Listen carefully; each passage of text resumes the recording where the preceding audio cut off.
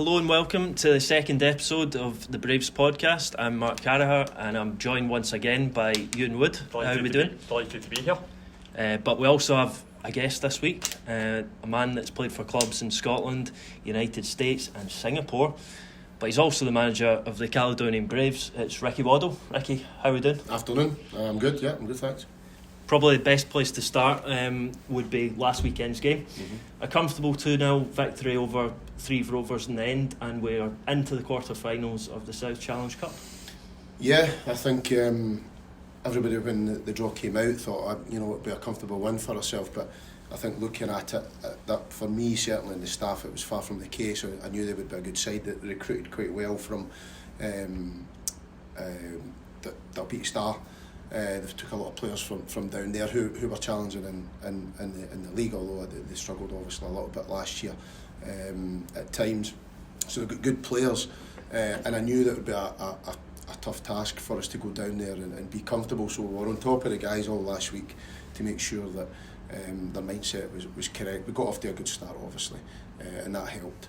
Getting the first couple of goals early on in the game settled us down a bit, but I didn't feel the first half was particularly good from our perspective. I thought for 20 minutes of the game I thought we were good. There was actually a lot of changes, tactical changes. They started a 3, changed their midfield, they went to a 4, went to a diamond. We kind of reacted to that because it was actually starting to shift in their favour, but I felt second half we were, regardless of shape or any of that, I thought our energy was really, really good, and to be honest it was we just needed another goal to I think we would have probably scored more if we got that third goal. So it was comfortable in the end, but we had to work for it. Yeah, Mark Kelly and Ross McNeil with the goals. Yeah. Mark Kelly's obviously been a constant in the team all season. Yeah. Ross McNeil found it hard to get into the team, the starting team at the beginning of the season, but he's been exceptional since the turn of the year in particular. Yeah. You speak to anybody about Ross, he scores goals. I still think there's areas he can add to his game. Me and him have a good bit of chat and a bit of banter about that, but he knows, and I like Ross's professionalism. He's always demanding more, and he's always demanding more of boys run about, and he demands a lot of himself, and he gets frustrated on the back of that. So he's frustrated. He tapped my door quite a few times, and we had good honest chats with Ross. He knows me really well. He worked with us before obviously, and then he left. He get money thrown in his pocket, and he left for that reason. And he would tell you that himself. Got Cairn flung money at him. Where they're getting that money, I don't know, but they flung money at him anyway. And then he came back because he wanted to be part of a proper professional setup. And albeit we're a lone league club, we get where we are. We try and make training and our facility as professional as we possibly can. And Ross missed that, came back, and he's done well. But he's had to earn that right to get himself back into the team and scoring goals, and he'll need to continue to do that to keep his place in the team. How important is that, as you mentioned, like players chapping your door, they've got that bit of hunger to try and get themselves into the team? How important is that they've got that bit of drive?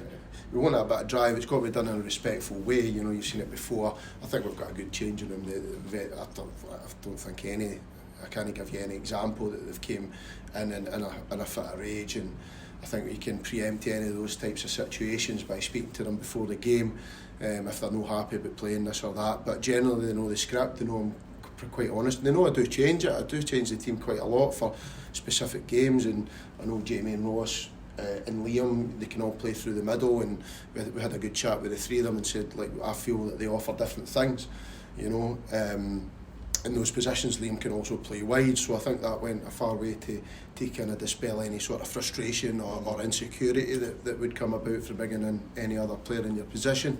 But I like players to demand of themselves, and I don't mind them. I encourage them voicing their opinion in a respectful manner at the right time. So at the right times in training, and you can come in and get a chat, for as long as we need to get a chat to find out the best way forward. And it always comes down to honesty and respect and how you're going to deal with a player, and generally you get that respect back if you are as honest as you possibly can be. And I've said to them before, they wouldn't be in the dressing room if I didn't believe in them, and that really needs to get hit home sometimes more often than not, because players forget that. They think they're on the bench and they're not wanted. That's not the case. They're on the bench potentially because they can make a better impact off the bench. Now they might not like that, but that might be the case. That might be the tactical point and the tactical case, because I've got to foresee every little moment in any game.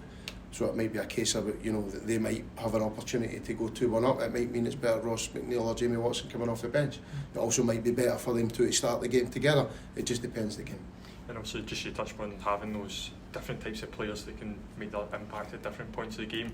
How important is that, kind of as a manager, when you know you've got those players that you can rely on to come off the bench, or to then next game they're starting again? Yeah, exactly that, and that's strength and depth. I think the best teams, on the planet have a good strength and depth. I think we've struggled with that this year with injuries. I think we're sitting something like 7 injuries last weekend. We've got a few back now for this coming Saturday. And that can be difficult, because to rely on the same 11 or the same 11, 12, 13 players for the full season, you can't do that. You need to have different tools in your armoury for different moments that come out through the course of the season. And I think teams that do well in the league, who win the leagues, they generally have a good strength and depth. Now that's another challenge, managing that, but if you can keep everybody as fit as possible, it gives you those options to go and change within games. I felt that the games that we've lost, I look at Cumbernauld Colts, I looked on the bench, there was players on the bench that could go and change the team in a certain way, but it wasn't the way I felt that we needed to change it. I think we had 3 subs on that day, 4 subs. And I felt we missed, for example, on that day, I felt we missed Ross Lindsay to go inside the park, go and calm things down, get on the ball. I felt we needed a bit of speed up front, if you want to call it, so to go and lengthen the game. So if you add Ross into that, you add kind of somebody who's just going to be well and running in behind, you start to change the dynamics and the psychology of the game and how it's played from your standpoint. But sometimes if we have the younger players who are believing a lot, but they're a development project, they're going to hopefully come to fruition and be the player they are in 2 or 3 years' time. So obviously having a stronger squad needs to be managed, but from tactical points of view, it's so much more helpful. You mentioned the younger players there. On the bench at the weekend we had Simon Viol from the academy. Yeah. How closely do you work with the academy side that are playing in the South of Scotland League, and what do you make of their progress this season? To be honest, the academy is almost like a separate, it is a separate entity altogether. At the same time, they play under the banner of Caledonian Braves. They're on a programme, and the difficulty with them is they're here for a season and they're away home again. So that can be the difficulty. So you can develop a player only so much up till within one season, but it takes 2 or 3 seasons to go and properly develop players, first team players, or into a first team player, or first team players and beyond, into a better level of a player. So it takes time to go and do that. With academy, obviously they play their games on a Saturday, we play on a Saturday. I had to make sure my focus is mainly on Caledonian Braves, but keeping an eye on how those guys are doing, because there's always 1 or 2 that come through and that end up getting a wee opportunity. Simon, in that example, got an opportunity on the bench because I was down at a game on the Wednesday. I took their game, and he done really well. I thought he showed a great attitude, and on the fact that we had loads of injuries. But the reality is that they're going home soon, and so you can't build up that consistency of giving them an opportunity, really, because you give them an opportunity, but what's next after that. Just touching upon the players that given opportunities to Bernie White as well, coming into goals, 2 cup appearances for him. How important is that for him, obviously coming as a brand new sort of footballing environment from the American college system, to kind of bed them in before maybe a Lowland League game? Exactly that. I think it was important for him to play against 3. He played against Managerial in the Southern Counties Cup. I think that was a good starter for him, albeit it was a bit of a crazy start to that game. But that that gives them the feel of what goes on, and you need to go through a little bit of kind of pain to G yourself up and get yourself going to move forward. But 3 was a big game for him, actually, because important that he kept a clean sheet, but it was important that he made saves that he had to make, and he did do that. He had the boy came in off the left flank, came in, cut inside, and it was almost a 1v1 situation. He stayed big and saved, and if he scores that, it's a different game again. It was 2-0 at the time, but if it goes 2-1, it gives him a lift, it gives him momentum to go forward. So he done his job, and I'm pleased with him from that aspect. Yeah, looking ahead to what that result of the weekend means, we've we've been drawn at home to Auchinleck Talbot in the quarter-finals, and the semi-final draw's been drawn as well. And the winners of that tie will face Stirling Uni or Spartans. So it's obviously a tough side of the draw, but a prospect that you'll relish. Yeah, I don't think there's any team that we come up against this season. I think they've all got their attributes and they've all got their weaknesses, and it's our job to try and exploit those weaknesses on any given Saturday. So Auchinleck Talbot here, they're a good, strong West of Scotland side. They've got some very good players. They're experienced. There's hold no fear coming here, but likewise, we've not got any fear. We went down there. I thought we played pretty good on that occasion. They came out winners on that night, so we'll be looking to try and reverse that scoreline for us. So, but I've got every confidence in our team. I think we've got very good players that can go and hurt anybody. What we lack is a little bit of consistency, and that can come down to, like we mentioned before, squad depth, ability to change things at the right time. That can go towards helping that. So hopefully we'll have a strong team for that game. And just kind of touching on Auchinleck as well, we've spoken before about how good we've been in front of goal, like one of the highest scorers in the Lowland League, but at the back we've maybe conceded more than we should have done. Against a team like Auchinleck who can punish teams with a lot of goals, how important is it that we kind of build from the back and give ourselves that foundation to play on? Yeah, you mean build from the back as in possession based? I know, just giving yourself that platform where you're not conceding goals. Yeah, absolutely. So the foundation of being strong defensively is so important, and I actually think we are. I think if you were to look on statistically, say we've lost quite a lot of goals. You could argue with me there and say, well, how are you saying that? But from general play, we don't lose that many. Our defensive organisation, so the coaching term from defending and an open play, defensive organisation is pretty good. Defend corners, pretty good. Teams lose goals, you're going to lose goals, but it's those kind of silly mistakes, individual errors that I felt we've kind of cut out recently actually, which is good, and we've looked more solid at the back. I just felt there was a wee spell there that it was almost like any time somebody hit, it was going in, Trent out here, Cowdenbeath hardly had a chance, but they scored and they won the game. It was our mistakes that led to that. So things like that can punish you, and part of that is a psychology, is a mentality towards just defending, and we actually do it pretty well. And you mentioned at the back, I would say it's not about at the back, it's at the whole team, because can we stop a situation 80 yards, 100 yards from the goal by winning a 50-50 or pressing the ball correctly, or winning a header or winning a first and second ball. That all leads up to momentum getting built up towards your own goal. So if you don't do those things well enough in front of the back four, then the chances are that you're going to concede. I would agree that we've had to defend the box better, crosses in the box, long balls in the box, and we're actually very good at that. Scott and Jack, Jamie and Jack Brown take care of that relatively well, I would say. Certainly recently we have. If you noticed on Saturday there, they were putting a lot of long balls down the channel. I thought we defended that really, really well. A lot of diagonals, I thought we defended those situations really, really well, especially the second half. They've tried to overload certain areas, and we dealt with that. And that's not easy to deal with when it's just getting battered towards you, and they dealt with it really well, so they take confidence from that. So, but it gives you a foundation if you're not conceding, not losing goals, making yourself hard to beat. But that's a team game. That's 11 players on the park that make that happen, not just 4 and a goalkeeper. Yeah, you alluded to that 3-1 defeat last season in the same competition against Talbot. How different a game do you expect it to be this time? Auchinleck are obviously a really strong side at home. They've got a good home support as well. Are you pleased that the game's been played at Alliance Park? I'm actually, although down there very good, you can't take that away, from Auchinleck Talbot. Very good setup, good crowd, excellent, really, really good for lower division football. You can't argue with that. But bringing them up here, on our patch, I think it gives us a good chance. Honestly, it doesn't really bother me too much. I always fancy the team, I always back the players. You've got to back your players, you've got to believe in the players, and always back ourselves. So regardless of where the game's getting played, I would back our team to go and win.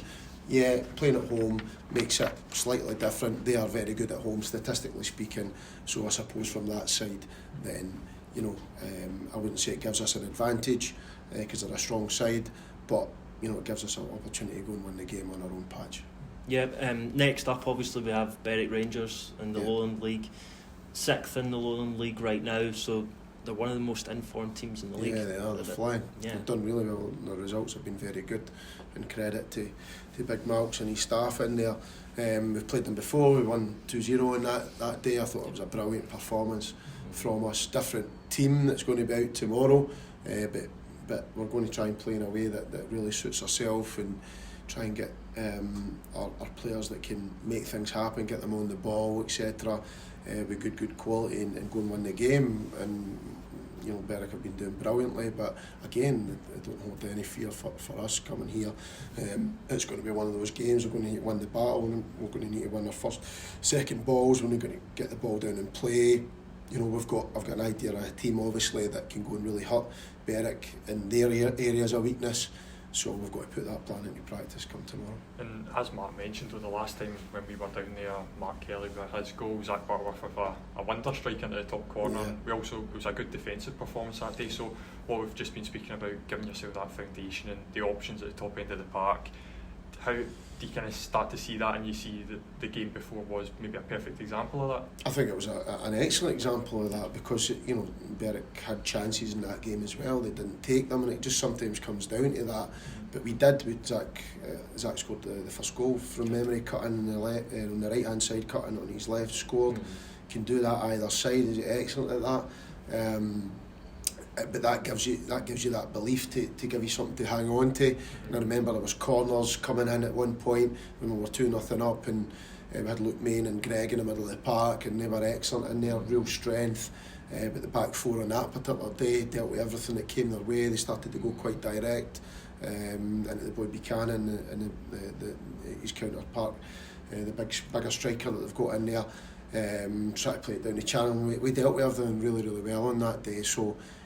And the guys are more than capable of doing that. Whatever type of game it is, if it's a footballing type of game, then we know that what our structure is, what our formation, and how we go and press the ball. If it's a game that's going to be a lot of turnovers in terms of the ball, you know, transitions forward, and you know, if they're going to hit the ball forward early, then we've got a plan to deal with that. And the boys should be attuned to every kind of detail of how to defend in certain moments, and it's about just putting it out in practice and playing with a bit of freedom, getting on the ball, not being too predictable, getting the ball through the line, getting it in behind as well, and causing teams real problems. And I think that's where a lot of our goals have came from various different avenues.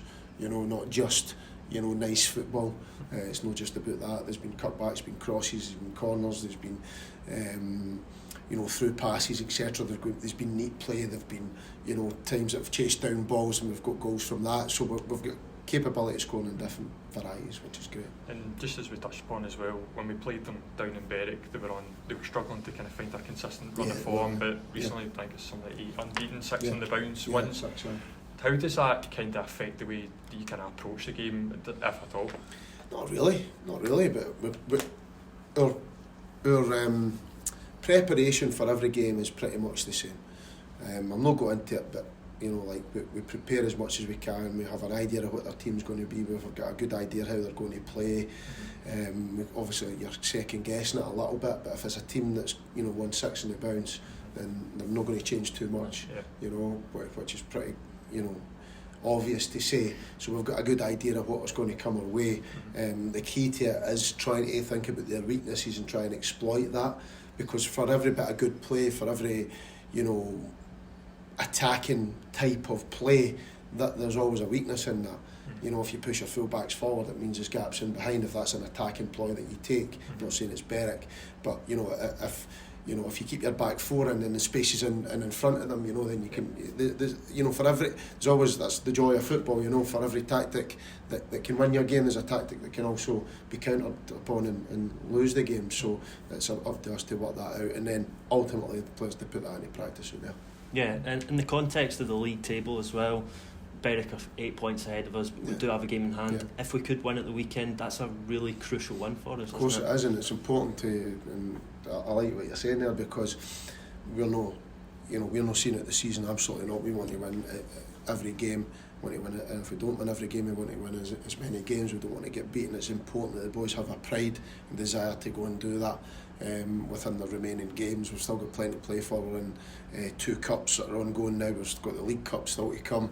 Yep. We want to do as well as we possibly can in the league, and that takes a professionalism and a pride to put that into practice. Yeah, following on from that last point, we kind of discussed it a wee bit last week as well, but what would be a success this season for Braves? What to you would be deemed a success? I think, getting more than our points last year, which was 53, would be good. Does that make it a success? I'm not too sure. I think there's different ways to look at it. It's one way to look at it as, the amount of games that you win, right? So taken in singular, you've got to look at, if you're saying, right, that's an objective, win more games than we won last year, get more points, right, okay. But things can happen within a season, like injuries that can upset that, strength and depth, etc., that can just upset that. And that, people say, you can't use that as an excuse. Well, you can, because, you're only carrying, 19 players, so if you get 6-7 players injured, it's obviously one of the reasoning when you're reviewing things. And I review every third of the season, and I've looked at it, and injuries do make a difference to that, and your squad selection. Like I say, I know what I want to play each game, and sometimes I can't get to that. But if you're looking for success in terms of also, and people forget, the job of a manager, a first team manager, is to develop your players. That is a job. Make them better. Make your players better individually and collectively. Now, can I say that we're a better team now than we were at the start of the season? I would say we are, and that's down to that. Would I say we're a better team from last year to this year? I would say we're pretty similar. We lost Reece Armstrong, so again, it comes down to players. Reece was one of our best players, if not the best player in the middle of the park in the league. Most consistent, scored goals, made assists. And then we lost him to Spartans, obviously. So that all comes into the mindset when you're thinking about what is a success. I don't think it's as cut and dried as the amount of games you win, the amount of points. There's a lot of variables that go into that. But one thing for sure I would say, we're progressing. We're progressing as a club off the park, and we're progressing as a club on the park as well. I think there's no question about that. Yeah, you talk about how we lost Reece Armstrong last season. There's been many strong individual seasons from players in the squad this campaign. How hopeful are you of keeping this team together moving forward? Yeah, I think it's important that we do that. That's part of progression. You can't rotate your team every year. We done. This was probably the first year that we kept the majority of the squad. And that was due to, for me, what the environment that we've got at the club, the kind of atmosphere that we have, but also down to the players as well and what they put into it. We had a decent season last year. I think we've progressed this year for in various departments of the club and on the pitch, off the pitch, like I said. But we want to keep a good core of the team in order to then go and progress. But that's not to say that that's a given, because football's football.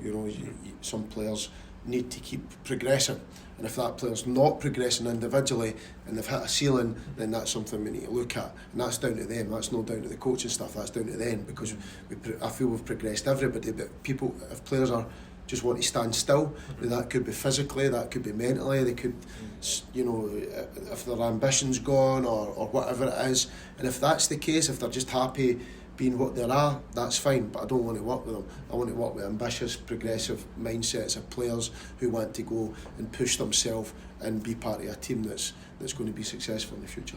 And just some of the players that you've touched upon that you've obviously either had to make adaptations to your team who've been out for injury, like Scott Cusick as well, getting opportunities elsewhere, and Greg Stewart getting another injury as well. So it must be quite tough to try and manage that. But when you do see the fact that we are still in both cup competitions, we're chasing down the top end the lower league table, it must still be really, really encouraging with the players that are still able to play. Yeah, there's no doubt about it. I mean, that is the job. That is the job. I mean, but it is a challenge when Cusick's done great for us. But what you've got to recognise as well, come the summer as well, and I hope Cusick doesn't mind me saying this, but there wasn't any teams really competing with us for Cousie's signature. And I remember him as a kid. I know he was a good player, and that type of player, I reckon, pretty good at spotting that type of player and building them into a kind of first team player, you know, in a consistent manner. Then to lose that type, like Reece, for example, when Reece first came, nobody wanted him. Spartans never even heard of Reece, you know, and that's a fact. In fact, I would say Spartans, East Kilbride, they've not heard of any of their players that I brought in this time, you know, in the summer season before. And I have a thing, I think it's a bit lazy scouting, to be honest with you. I think it's just too easy. They'll say it's football, but, you know, like, I would say to the player, you know, where were they 2 seasons ago? You know, where were they? All that good work's been put in.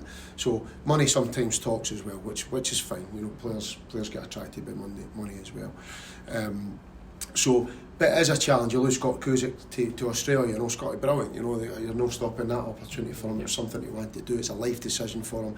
But from a Braves point of view, management point of view, it's difficult.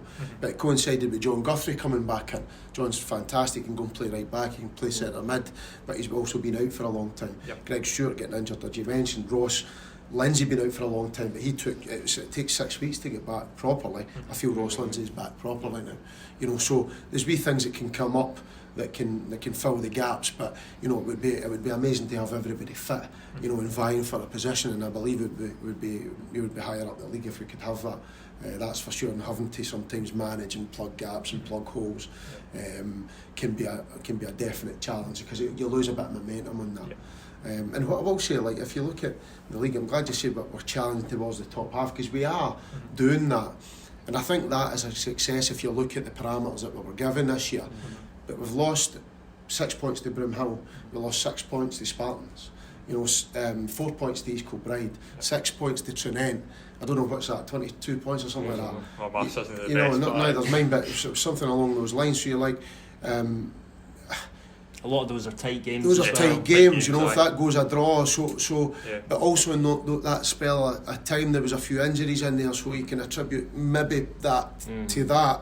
2 + 2 in football never equals 4, but you know, there's never an exact science. But in those moments, that's a hell of a lot of points to lose to 3-4 teams. You know, so that's something where we can look to improve on. So those teams that are competing at the top 3-4 positions, can we do better in those circumstances? And the answer's got to be yes, for us to go and improve onto things next season. It was just something you touched upon earlier as well, with the fact that a lot of the players that you signed maybe other teams hadn't heard of, and you're finding those kind of hidden gems in a sense, when other teams are maybe spending big money on players who are maybe coming down from ex-professional, maybe playing Championship, League One kind of level. So is that what's quite special about the club, is that you do kind of find these young talents that can go on and then progress and kick on their careers? Yeah, no, I think so, and it's down to hard work, because you've got to go. If you look at my laptop, I've got a database on my laptop, hundreds of players for different levels of football, ones that are not coming to fruition just yet, ones that could, but they might still be at, you know, whatever club they're at, you know, Rangers, Celtic, Queen's Park, Dundee United, they could be there. You know, you see the job of a coach is to see something in a player and think, can I work with that boy? You know, but a lot of players that come out of academy football are very workable, you know, but they're not there yet. They'll make individual errors, and that's why teams will not touch them. But I made a decision a couple of seasons ago at the start of the year. Me and Chris had a good chat. We thought we need to change the profile, change the dynamic of the team. We had a decent team the year before COVID kicked in. I think we played 11 games or something like that. But I just felt a freshness was required, and I kind of scrolled the country for young players that I knew of, young players that I'd worked with. You know, Zach Butterworth, Jamie Walker, Cammy Bredner. Lewis McClear to a different extent. He was a bit older, boys that I knew, and I thought, let's get them in, build the best environment we can, build them up, make them feel wanted, make them feel trusted, and then you get the rewards with that later on. But the challenge is keeping them, obviously. Is that, just you mentioned it as well, is that one of the positives about that, is because all these young players are hungry and they might have a point to prove to maybe teams that let them but they can come to you also kind of you know, in a despondent, negative fashion, because their dreams potentially been crushed. For, you know, full-time football is no longer an option. You know, from the face of it, they're maybe coming down 4 or 5 tiers, but in reality, they've maybe not played first team. Well, they've not played first team football. They've maybe been close to it in some regard. There's maybe a bit of unfortune, so you've got to take time to build them up. and that takes time. That takes time, and other clubs don't seem to give them the time. I'm not saying you're the only club that does that, but we're one of the only few. I'm not keen on that player that's played 400 games, unless it's the right guy, unless the chat that me and him will have is a productive chat to say what he can offer the club and why he wants to come to the level, and is money important to him, because a lot of it is a final payday, albeit that there's potentially good intentions, but once they come down to the level, ultimately a lot of them might want this just that final payday. Now that's maybe unfair on a lot. I'm generalising, of course, because it's not the case for all of them. But that certain profile of player, you don't always get the best out of them that you can get, because they're on the way down. And in their minds, rightly or wrongly, they're thinking about the world of work. I might need to get a job now, I might need to go and do that, and that's okay. I'm a part-time player, so the standards maybe start to drop. And this is subconscious as well, because they're starting to think about other things. I can get that. I can get a lot of money going playing with this part-time club. I'll do that. I'm secure financially. I'll just train 2 times a week now, and subconsciously, before you know it, and I've seen it when even come back to when I played. Subconsciously, you start to slow down a wee bit, and you can't afford that. So we want players going up the way in that trajectory to say, "But you know what? I want to go. I want to go to the Championship. I want to go to a full-time club. I want to do the best for Caledonian Braves. I want to be promoted." But it takes time to get that right. It's a balance. It just doesn't happen overnight. And I'm fortunate to be given the time. I always said this with Chris. He's been great. He's given us loads of time. He's given me the backing. Just go and do what you need to do to bring in the players that you want, and that's it. And I'm very, very fortunate to have that experience, because I probably doubt there's no another manager in the whole country's had a chance like I have, in terms of build your own squad from nothing. It's always you go into a job and you inherit a team, because somebody else has been sacked. But from day one at Caledonian Braves, I remember sitting in the summer, I was like, I had a list, lists and lists of players. I'm like, where do I start here? Where do I start? I remember our first game in the Lone League, I think we played about 8 trialists. It was at the time we were allowed to play 8 trialists in the league. Honestly, we had a couple of French lads who were for the year before, the year we got promoted. We finished at 4-4 with Gala. And it's been an interesting team sheet. But you're thinking, right, all of a sudden, and then at the time our first year in the Lone League, we were Edu Sport. So you're saying to players, like, come on, come to Edu Sport, and they're like, who? And then we go Caledonian Braves, and they're like fucking, who's Caledonian Braves? Because players are, they're not thinking that. They know Berwick Rangers, they know Cowdenbeath, they know East Stirling, they don't know Caledonian Braves. So you got to get your salesman hat on and say, look, this is what we're trying to do, blah blah. But that just takes time. But now I feel we're at a good point. We're established now. My thought process, maybe Chris will disagree with us, but my thought process was establish ourselves in the league. Yeah, we can maybe get up there at a point. But my question was always, have we got the strength and depth? Have we established ourselves yet to go and have that foundation to go and challenge for the top level? I don't think we had, but I think we have now.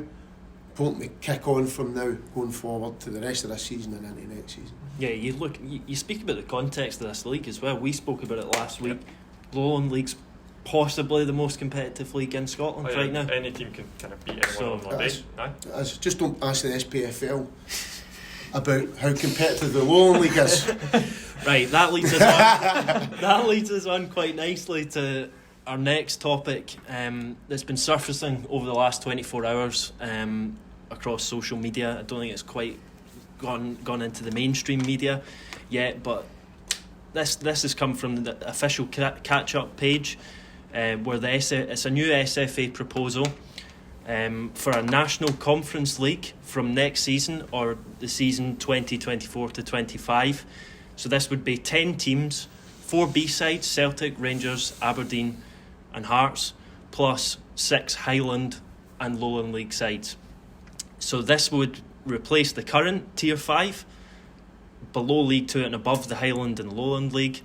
B teams can't be promoted, and it's also not SPFL governed. Ricky Waddell, what are your initial thoughts on this proposal? I'd heard it before, rumours obviously, and just try to digest that. I think the question we've got to ask ourselves, do we need another league that's governed by another body in Scottish football? the question can we answer, is that the best way forward for Scottish football? And my answer to that is no, I don't think it is. I think it's some sort of idea that's been born, probably, I'm saying probably, potentially with good intentions. Good intentions for the few, not the many, though. Exactly. And that's ultimately, if you're to sum up Scottish football, that is the problem. And by the way, it's nobody's fault, because that's the way it's the setup. Yep. It's the landscape of it, it's the setup, Yep. it's the structure. Of course it's going to go that way. You know? Yeah. So I don't believe having another league in Scottish football is the right way to go for Scottish football. I believe, so many Coke teams? 4 Colt teams, yeah. There's mixed reports on that, because there was some outlets saying 6, but official catch-up has clarified that it's 4. Because they've not got their things in order at that space of time, so they don't know the number, which is also a question mark for me at that point. And Lowland League teams, how many? So I 4, presume 6. it would be 3, because there's 3 6 and 3. places, 3 and 3. There's multiple different proposals. One of the other ones wasn't to necessarily have a conference league, but it was to extend League 2 to 16 teams, but that would have B teams in League 2, and they could go up and get promoted to League 1, but not any further. I don't know how that's helping Scottish football to put that league in. I really don't. So it's a bit disappointing. I can find myself a little bit disillusioned with the structure of Scottish football. I love Scottish football. I think it's a product in itself. In fact, I read an article last night when I got in. They were talking about Scottish football. I thought that's great, because there's passion, there's a rawness to it. It's not been taken by multi-billionaires, you know, from Saudi Arabia and different, you know, amazingly rich countries that don't have that, you know, connection to the local areas, to the community, to the clubs, to the traditions, etc. And I think Scottish football's phenomenal for that. We can't lose that. So we've got to be careful what we're tinkering with here. I would love to see one day that the Scottish FA say, right, okay, enough's enough. We're going to scrap the whole thing. We're going to restructure the whole thing. We're going to say, right, we're going to have a panel of 4, 5, 6 people to govern the whole of Scottish football. Because you can't have a Scottish FA as one governing body, the SPFL run as one separate business, the Highland League, the Lowland League, the East of Scotland, the West of Scotland, the South of Scotland, are all run separately under the governing body of the Scottish FA to an extent. But they can't do anything, because each division votes on their own circumstance. So that can't work. You know, if you were to start Scottish football now, you wouldn't devise it like that, you know. So there needs to be a hierarchy for me of footballing people who make, and this will probably never happen, but you know, why can't it happen, who make decisions on the best. Their remit is make the decision on Scottish football for the best. Now, having B teams in your league, for me, in my opinion, when I got asked originally, was it wasn't my say for our club, it was my point got raised, of course, and it got taken, you know, my decision got taken into consideration. But I wanted the B teams in, because at the time, just post-COVID, etc., for Scottish football, young players, the landscape, to use your word, Mark, was poor. It wasn't right. Under 18s, they were talking about no reserves. There was 18s into first team. A lot of players were getting released on that. So they needed some sort of buffer to go and play men's competitive football, and I agreed with that. My background was always in youth football, and I believe in developing young players going forward and giving them the best opportunity to go and play. So I voted yes. I would like them to come in the league, and obviously everybody else was thinking in the same line. But I would also say that if our teams are in your league, and if it's for the betterment of Scottish football, and it's for the betterment of the national team, and if it's for the betterment of those young players, why can't they get promoted? The problem lies with they call it the ventilation up and down, promotion, relegation. There's not enough. Because SPFL said, no chance. You're not getting a piece of your pie. And it's too far a drop from SPFL League 2 to Lowland League or Highland League. Do you think that feeds down to the Lowland League and the Highland League in terms of being a closed shop? 100%, but I don't blame them for that, because that's the way the structure and that's the way it's set up, because they're going to look after themselves. Ultimately, You know, when the gun gets pointed, you're looking after yourself. That's what's going to happen. Yeah. So I understand why clubs do that. So it's a system, it's a setup. So if we had 4, 5, 6 people in charge, footballing people who's been involved with every area of the game, all right, who say, do you know what, a dictatorship, this is what it's going to be because this is the good for Scottish football, and I've taken into consideration ambitious part-time clubs, you know, full-time clubs, supporters organisations, Premier League clubs, European football, Scottish football, nationally from under 15, 16s and beyond. And because those decisions become, you can put all those categories and make good, proper decisions on that can affect every part of the game. Yep. If you look at the Belgian FA, they made huge decisions on their development structure and their development curriculum processes towards making the national team the best it can be. Now, what they've done is to produce very, very good individual players. You would then question about their team, but that's a question that they've got to answer. Yeah. But they ripped up the whole developmental, process in order to go and create these different teams. No, Scottish FA, we got there a little bit because the performance schools, etc., and they bear fruit, definitely. Rangers and Celtic obviously having their own schools, etc. It just seems it's a bit fragmented, the whole Scottish football. So can we make decisions? And I like Ian Maxwell a lot, I really do. As a football guy going on there, but he'll have his own issues because he's got, he's got his own job in there, and there's probably only so much he can do in there. He's got to balance the pressures. He's got to balance the pressures. So there's so many things. So how can that happen is the ultimate question. I'm not too sure. I think, as you said though, like when you look at League 2 clubs, I think if you look at League 2 clubs that have come into the Lowland League, you've got East Stirling, you've got Cowdenbeath, you've got Berwick Rangers, and they're not instantly bouncing back because you see how difficult it is to get promotion. But you know what, they've done. Berwick Rangers a good example. I remember Berwick coming here and it was doom and gloom.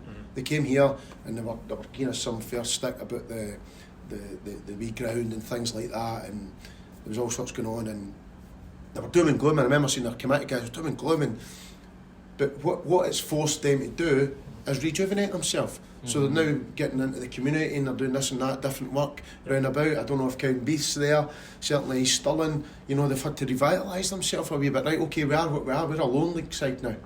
Okay, so now this is what we're going to do, how we're going to get back up. Yeah. So by doing that and making good proper ventilation up and down the leagues, including Rangers and Celtic B and Hearts B, let them get promoted because they'll find a level. Because it should be on merit. Yeah, sporting merit, yeah. Exactly, okay, has got to underpin the whole thing. Okay, and then it's not about a vote to keep Rangers and Celtic in. It's not about a vote to do this or that. It's, well, actually, everybody's... It's not done in boardrooms, it's exactly, done on the pitch. Exactly. And we've always got to remember, football's played out there by players, coaching staff's involved with that, and the rest is facilitating it, because that's what it's about. The punters pay to see that, the product on the park. So the people in charge have got to make it the best, best structure, most exciting, most geared towards, sport and fairness as possible. If you win the league, you should be promoted. There's no doubt about that. There's no doubt about that. No two playoffs. That's something I'd like to speak about as well. It's been mentioned that clubs won't have the same say that they normally do, because it's a separate entity. This league, that's quite scary. But if the clubs were allowed to say, should they not be demanding more automatic promotion places? Probably, yeah.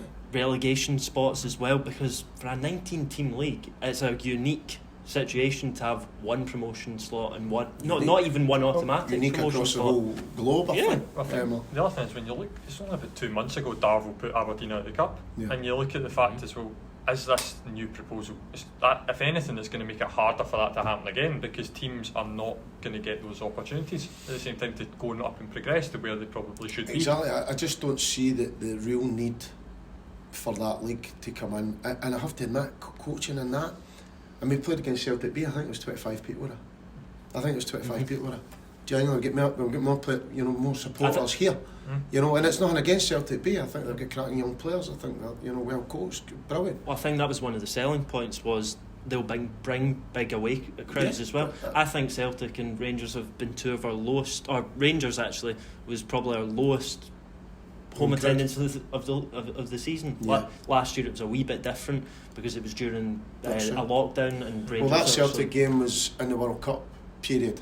Yeah, And Celtic that's never true. had a game, and I thought Yeah. we might get a wee crowd here. And I was really disappointed Mhm. with the crowd. I mean, it's not for me to be disappointed with the crowd. It's not my job. I don't care. It was 4-4 that day, and we've done okay. We should have done better, but I just think. But can you imagine if it is fair for everybody? There is sporting, fairness underpinning the whole thing, and Celtic and Rangers can get promoted. It becomes a different animal. And this is not about Celtic or Rangers or Hearts B teams. This is about the whole structure of Scottish football. Maybe Caledonian Braves go and get promoted into League Two, but imagine the last game of the season, Rangers versus Hearts B.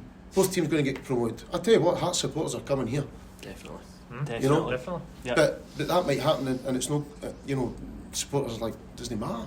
Must be, it must be for the players as well, just as an Of incentive course. point of view, because you can Of only course. talk about developing yourself as a player too much. Yeah. Players want to win trophies, Of they course want they to do. go up There's divisions. no That's drive, development, no matter. Yeah, Like people yeah. say, development Yeah. against winning. No, wait a minute. Learning a player how to win is part of the development process Especially of at that big player. clubs like that as There's big well. clubs at any club. There's no drive at that point because you're not achieving anything. So you can win as many games as you want, but really there's no drive to go and really kick on and win something. Yeah, unfortunately, bureaucracy, politics, it gets in the road of progression in Scottish football, and it's disappointing. And I can go home at night and I'm like, I'm disappointed by that. I'm disappointed in the setup of that. And it's gotten because I've got friends all around the world, and I know how good a product Scottish football could be. It just needs a little bit of a shake up in some capacity to allow that. I mean, I was at Clydebank game on Wednesday night.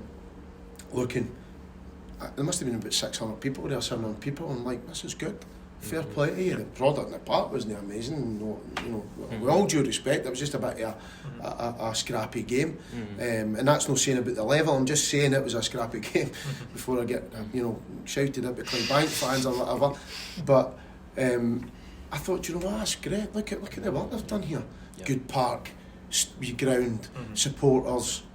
Young fans, singing with the drum. I thought it was fantastic and fair play to them. And that's what you got in Scottish football right the way down the leagues. Yeah. I'm not sure you're getting that in many places. You'll get that in England, I'm sure, and maybe the bigger footballing countries and Europe. But I'm not best convinced. supported league per capita in Europe is Maybe, yeah. our top Scotland, division. aye. Yeah, Yeah. But exactly. I think as we touched upon though with Auckland like Talbot, it's a team, very very competitive team. But you look at other teams at that kind of level. You've got Pollock, you've got Talbot, you've got all these different teams that could, if they had the platform there and the structure there, they could go kick on and give Of course, promotion to but what would happen? They would, like Celtic Hearts, have found the level that probably they're around about. League 1, League 2, maybe towards the top end of League 1, etc. Cove Rangers, Bonnyrigg as well. Edinburgh City. You can see that, and it just takes a progression, then a bit more investment and a plan. And all of a sudden you're an established club in that division that you're in. Bonnyrigg, if they get out the relegation scrap, they're in a very good club, run similar to like a Talbot, etc., that type of thing. But then on the other hand, you've got your East Stirlings, but it might be good for them. That's sport, that's football. There's the ladder of divisions, that's what happens. If you don't perform well, you get relegated. If you don't get enough points, you're going. It sounds But if crazy you do, that you I get haven't up. even debate that. To have them debate that, exactly. So, like, I think if you were to say this is how it works in Scottish football to somebody elsewhere, you'd be like, They wouldn't believe that's you. incredible. I think East Kilbride's another example. You can correct me if I'm wrong, but it's 2 or 3 Lowland League wins. I think it's 2 in the last maybe 10 or so years. Yep. And you're still not playing in League 2. And Yeah. Spartans have had a Spartans, League One as well. It's when you think about the teams that we've mentioned, like Cove Rangers and such, who are going up, and you're flying and you're playing in these divisions. You wonder where these teams would be if that platform and structure was there years ago. Of course, exactly. But they would be in the place that they're meant to be, because they would need to get managed well. They would need to be as professional as possible. They would be. It's like anything that you manage. You've got to keep people on their toes, right? You've got to manage players. You've got to keep them second guessing. Sometimes you've got to keep them on their toes. You can't be too close to them. This and that, right? Yep. But it's the same with football as a team. You can't. Like SPFL's like, do you know what? See, if you finish bottom, you don't get relegated. But now, right, okay, we've been forced into this situation, right? If you finish bottom, you've got a fair good chance that you're not going to get relegated, that's the best we can do for you. But if you were to say, well, actually 3 you might get relegated, you know, what do you think? What are they going to do? They're going to make themselves a better team, a better environment, have to maybe spend more money, or whatever it is, or they might get relegated, and it might be the best thing that ever happens to them, rather than just hanging on, you know. And there's no progression there. And I'd like these people who are making these decisions at the top just to, I think deep down they know it, who are making decisions on the game. But I'd really love them to think of the whole thing rather than their own club. And that setup needs to change somehow. How it's going to get done, I don't know. But one thing I would say, I mean, I don't know how many member clubs there are. It's not just the SPFL clubs, you know. So surely I can't be the only person to say, I know I'm not the only person to kind of think along these terms. You know, why can't these member clubs get together and say, you know, enough's enough? Well, I think the big thing is reconstruction. It's not even just a Lowland League or Highland League to League 2 issue. I think people have been talking about reconstruction from Premiership, Championship for years, and it's not happened. Yeah. And I think when you look at the fact we've got a 12-team Premiership, and you look at some of the teams that are playing in the Championship right now, you've got Queen's Park, you've got Dundee, you've got Partick Thistle. You have those teams. If you extended the Premiership, they're filming in League 1. I mean, sold out their stadium on Tuesday night. 10,000 fans. It's incredible. And that's what you get in Scottish football. That's unique. There's a tribalism and there's a local community that's still very relevant. It's a fan culture that's missing in England. 100%. At the top level, I think. The top level, right. You know, it's like going to the theatre. You know, no, it is. It's like going to the theatre. If you're going to English Premier League, it's like going to the theatre. You know, here it's like going to a boxing match or something like that. You know, there's a bit more rawness, realness to it. But that's what you want, eh? That's what you want. You want the blood and the thunder. But I tell you what, there's some good players playing in Scottish football at the highest level. You might not get the product. You might go and see Motherwell Ross County. You might see an absolute brilliant game of football. But you also might see a battle. But that's it. That's what football's all about. That's what sport's all about. So let the players and the guys who are putting themselves out there be rewarded at every level for the commitments that they make. Yeah, we could talk about this all day. I think we kind of got going last week, but I think we've extended the debate this week. But we have got some questions that fans have sent in on Twitter that we'd like to put across to you, Ricky. So the first one's from David Fleming, who asks, who are your managerial or coaches that you look up to or take inspiration from? I suppose the ones that I'd played under have all influenced me in different ways. You take good things about their training, you take good things about their management skills. You know, you also take maybe negatives that, you know, and I don't like to be unfair about any of the managers because they're under pressure at certain moments, and you recognise that now. You know, what the decisions that they make isn't always the best decision for an individual player. So you take in all that. I just think you can't look any further than, for me, he's the best in the world, Pep Guardiola. I mean, you talk about a manager, a coach. Now, he's got the best resources, right? There's no doubt about that. And he's always had the best resources. But Guardiola is incredible what he does with his players. But also, he's changed football. Those guys who come along in football, you know, Johan Cruyff, etc., he's changed the way football get played. You know, his Barcelona team, I don't know how many years ago that was, maybe 10, 8 years ago, whatever. Unbelievable. You know, and all of a sudden, revolutionised football, to use your words. All of a sudden, everybody's like, how can we be like that? I remember being in youth football at the time, everybody's like, right, okay, we need to ball for the back, and that's fine. And it gets taken out of context sometimes, and I feel it's a bit dumb coaching sometimes, just to look at a certain thing and then bring it back without really intelligently thinking about it from a coaching perspective. But that's a different debate. But Guardiola, if you look at him, I mean, what he's done at City, watch his game, even the slight changes that he's done within games, you know, all of a sudden he's playing a full back inside the park. You know, I know Postecoglou does that. Actually, when I was at Rangers, Warburton done that. He had the rotation with on both sides, on both flanks, where the full backs came in. So it's nothing particularly new. But influence, I don't know. I watched documentaries on Ferguson and all that, but like, it's no, you know, I'm no Alex Ferguson, obviously, but you know, I love the way he ruled the roost. You know, there was no messing about with him. You know, but also he was a caring guy. Right. You could tell he had good relationships. I picked the right times, knew exactly, the right things to say. and how to do that, and his players, my goodness, his players played for him. And it was almost, if you look at some of his teams, you would say player for player, there's other better teams, potentially better players. Yeah, definitely. It's almost as if he could will the absolute best out of those players, and it's trying to, as a manager, try to replicate that in some degree. I mean, Scottish managers, Walter Smith, you know, again, similar to Ferguson, wasn't the most prettiest of football that, you know, the Rangers played under Walter Smith, but my goodness, it was effective. You know, and he worked with what he had. I heard him a couple of times on my pro licence. He spoke a couple of times. He actually done a final interview with me. That was part of the pro licence final day. He got interviewed by different people. Walter Smith interviewed me, just chatting. But he was brilliant. But so when I was growing up in the 90s, watching Walter Smith's Rangers team, I was like, I know I haven't scared of him, and that probably when I met him a couple of times, that I kind of thought that, but what actually the vibe that I got from him was he loved his players, he cared for them, he was almost like a father figure, you know, tough but fair, but also showed that caring side, and those are wee things that I try to take into our wee club here. And I don't know, I try and be as honest as I can with how I go about my business, and I think that reflects well in any of those managers that I've named. I think they have an honesty about them. You know, Walter Smith, Guardiola, you look at Klopp's fantastic, and you know, these guys at the top of their game, you've got to take things for them. You know, Ferguson, you can't go all that time winning what he done and no take something. And I watched that, just to finish on that, but I don't know what it was on, Prime or something like that. Three Kings, I think it's called Three Kings, is that right? I've not seen that one. We talking about Jock Stein, Shankly. Oh wow! You know, these guys. I need to give that a watch.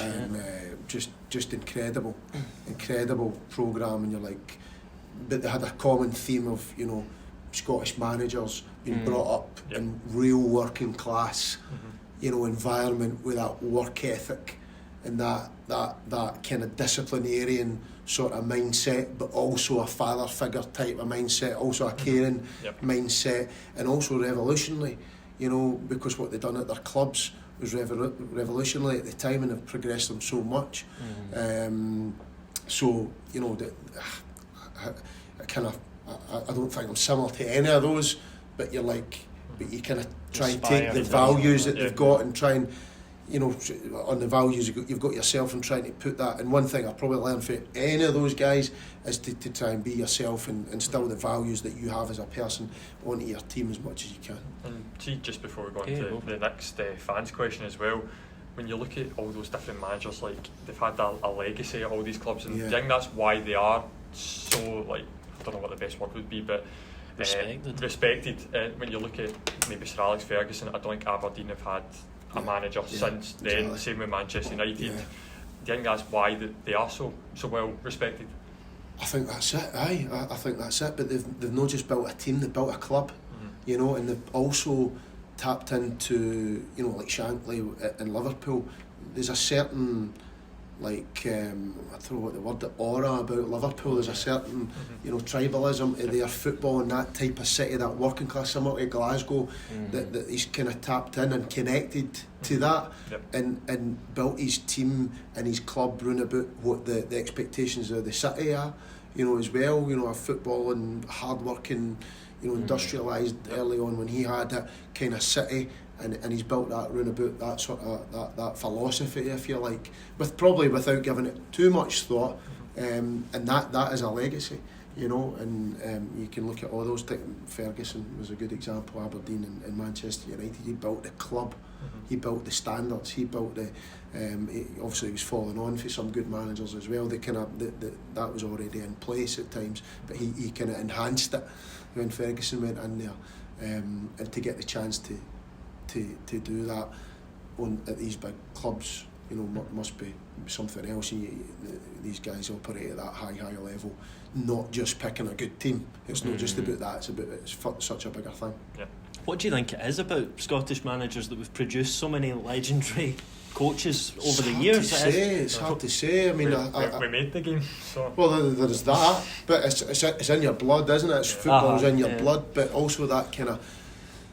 Maybe it's a bit old-fashioned, because I feel football's gone into a bit of a middle-class sport at times. When I see the kids sort of thing, it might not be a bad thing, it's a bit sanitised, but if you look at local boys clubs, this and that, but Scottish managers coming for that era, like I said, hard working, values, and I'm not saying other places don't have that, but that intrinsic thing that they have with football, it's always connected, your work's connected to football, and the score on a Saturday, and your home life and your family, and it was just quite simple things that connected those types of guys, and probably toughness was in amongst that as well, if you look at their backgrounds and their history. So I think that all played a part, but you look at the modern day coaches of it very much, the Spanish and there's Portuguese, and it seems to go in trends a bit, but it wasn't that long ago there was a lot of Scottish managers operating at the highest level. Premier League. Certainly the coach education in Scotland's fantastic. I think that's got a lot to do with it as well. So a lot of good managers have came through the Scottish pathway. So there's various different things, but I think they've got it in their soul, haven't they? Yeah. Scottish managers. That was a very long-winded answer, wasn't it? From all three of us. You should know me by now. We didn't help with that, Ricky. So next question is from Adam Dunn, who asks, what is your relationship like with the owners, and are they involved much in the day-to-day side with the squad? Relationship with the owner is a good one. I mean, me and Chris have had our times, not in a bad way. It's always been born through, we get each other. He's we're close to each other, but we can not argue, but we can be passionate about things that we believe in.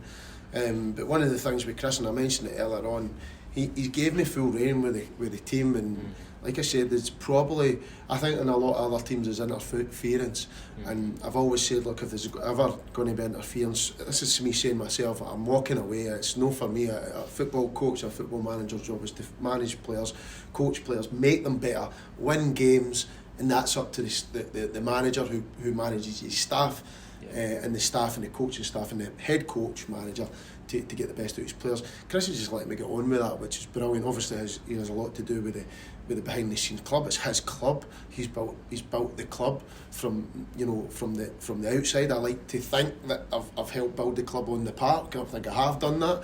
I think anybody would give me that at least.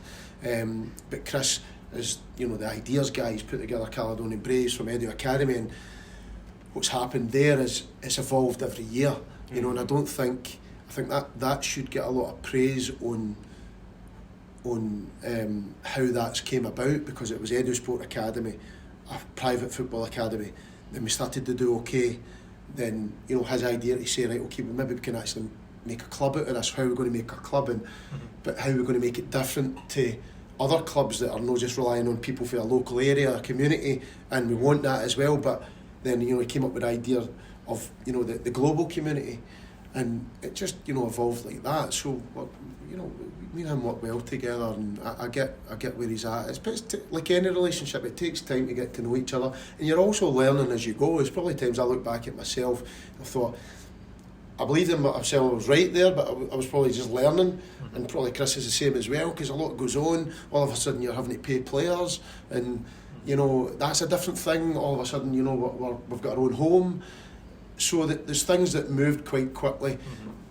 But to try and quickly answer your question, I get on well with the owner. We're going in the right direction, but for all those reasons that we've came through a lot, that leads us to this particular moment. Terrace Trails has asked about your views surrounding this new proposal, so we've kind of answered that, so we'll move on from that. Bob Smith's asked, are you happy that your club voted in the Glasgow B teams for one season 2 years ago, a decision that will now effectively relegate your side? Yeah. What's your views on that? I mean, I think the wording of that is it's a bit difficult, to answer on that, because I like effectively relegating our side. I don't obviously we're not voting on that, but all I can say is we voted on the situation at the right time, and like I said to you, I wanted the B teams in because I felt it was a vote for Scottish football. It wasn't a vote for Cali Braves, it was a vote for Scottish football at the time, and you know, I can live with that. It's out of my control of what happens now. I don't want it, like I answered, I don't want that to happen. I don't think it's a relegation. I think that terminology is wrong, first and foremost, but I think the Conference League, call it what you want, I don't think that's the right way forward for Scottish football. I don't think it's the right way forward for our young players. I don't think it's the right way forward for the Lowland League teams, and I don't think it's the right way forward for Caledonian Braves. Before we let you go, we've got a more light-hearted question.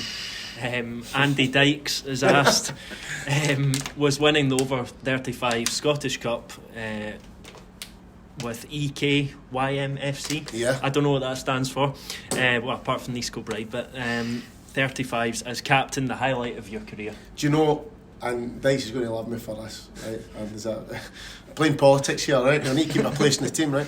No, honestly, and this is, I'm not going to give you a short answer, you know that, don't you?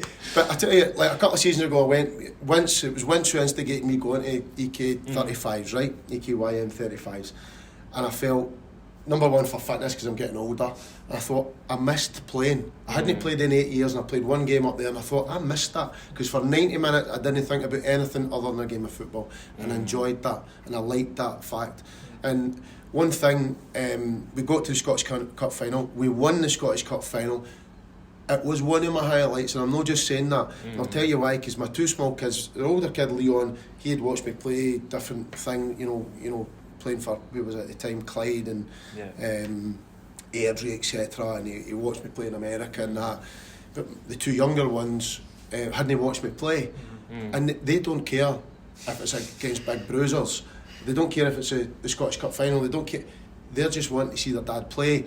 And from a purely selfish point of view, that was one of the main reasons I'd done that. And playing in the final was a brilliant time. It was that two good teams playing against each other. It felt like a proper game.